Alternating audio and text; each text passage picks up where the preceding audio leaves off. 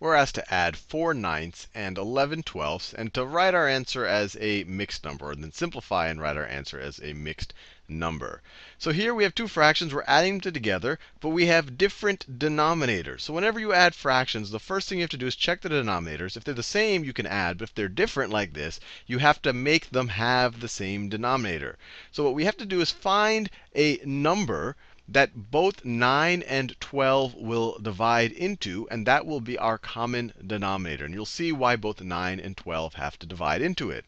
So let's think about what that number is. And there's two ways of coming up with that, what we could call a least common multiple. The smallest multiple of both 9 and 12 that is common. The easiest one way is just to kind of look at the multiples of 9 and see if any of them are divisible by 12. So if you start with 9, we could do it over here. So you have 9, that's not divisible by 12. 18 isn't divisible by 12. 27 isn't divisible by 12.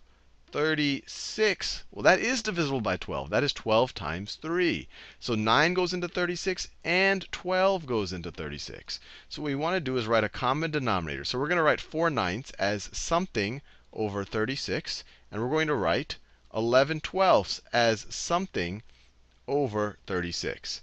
Now, to turn your 9 into a 36, you had to multiply it by 3. We're essentially, sorry, you have to multiply it by 4, right? 9 times 4. 9 times 4 is equal to 36. Now, you can't just multiply the denominator by 4. You also have to multiply the numerator by the same thing. So you multiply the numerator by 4, you get 4 times 4 is 16. So 4/9 is the exact same thing as 16/36. If you wanted to simplify this one to 4/9, you divide the numerator and the denominator by 4. Now we do the same thing over here. 36 is 12 times 3. So we're multiplying 12 by 3 to get 36. Well, if we did that to the denominator, we also have to do that to the numerator. So 11 times 3 is 33. And just like that, we've now rewritten each of the fractions so that they have the same denominator. Both of their denominators is 36. So now we're ready to add. If you add these two things, the sum here will have 36, because we're considering kind of parts of 36 or fractions of 36. And then we have 16 plus 33 in the numerator. Let me write that down. 16 plus 33 in the numerator. And 16 plus 33 is what? 6 plus 33 would be 39. And then you have another 10, so it's 49. So it's equal to 49 over 36. Now, can we simplify this? 49 has 1.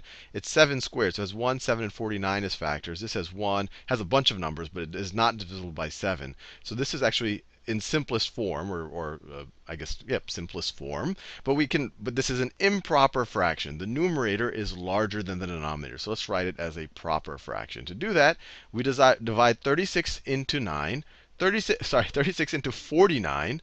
36 goes into 49 how many times? Well, it only goes one time, so it equals 1. And how much will be left over? If I divide 36 into 49 one time, I get, or 1 times 36 is 36. And I have 13 left over to get to 49. So it's 1 and 13 over 36. And you could do that manually if you like. You'd take 36 into 49. 36 goes into 49 one time. 1 times 36 is 36. And then you subtract. 9 minus 6 is 3. 4 minus 3 is 1. You have a remainder of 13. So that's our answer, 1 and 13/36.